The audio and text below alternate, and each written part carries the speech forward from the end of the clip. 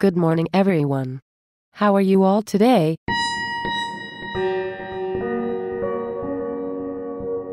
Hey, morning, Miss Hanson.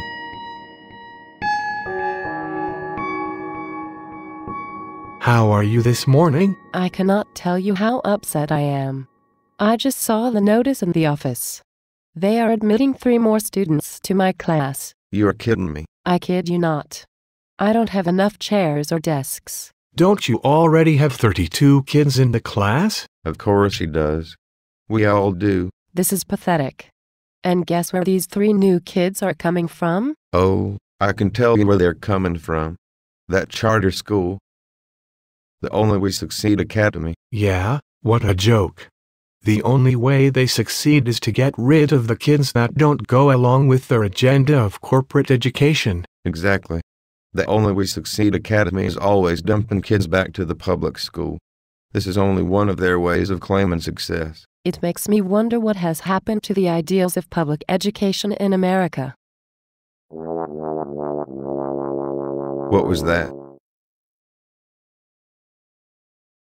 Really? Whoever thinks that class size doesn't matter has to be someone who has never, ever stood in front of a classroom. Pure and simple, and I can't believe we are still fighting for the freaking obvious.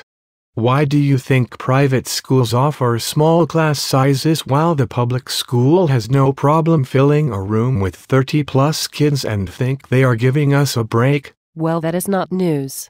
We all know that the efforts to change the mandate of public education are the corporate interests who see education as a veritable gold mine. Once you make it a private enterprise, you can control every aspect, including the so-called success of the consumers. Can you believe it? They don't say students, but instead use the word consumers. Oi, what a bunch of nonsense. So then what are we going to do? I mean, this is an assault on our profession. Time and again we are being blamed for the failures of years of underfunding education. Decisions are being made from the top down without any input from the people who are implementing and are impacted by these programs. We know there are serious problems in our schools. We are in the trenches, but no one is asking us how to change outcome. Well, I think the union. The union has been too quiet. At least here in New York City. Hell, we don't have an idea of what is really going on, not on a local level nor nationally. Do you know we just gave our issue about how we will be evaluated over to the state? We gave it to the state to decide, and we gave it on a platter. Believe it. He's right. And to be effective, we need to get out in front of the message. We need to be on the offense, not the defense.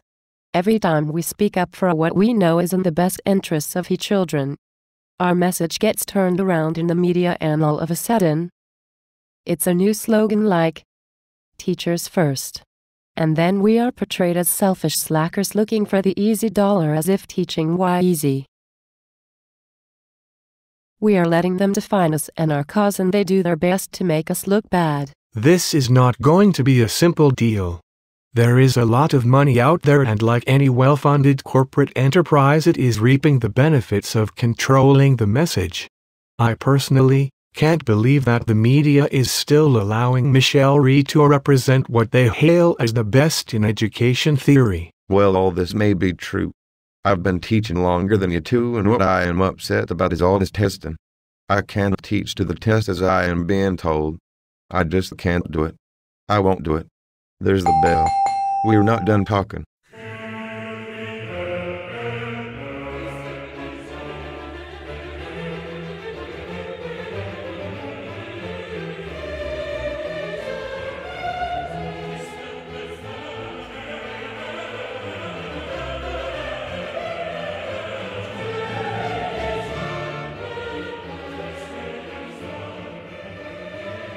Maybe I can retire and start a new career. Stand-up comic, maybe. That's possible. You know, there are a lot of stand-up comics that started out as teachers. Maybe it is getting easier since education has become such a joke. Oi, I hate becoming cynical, but this is such a battle.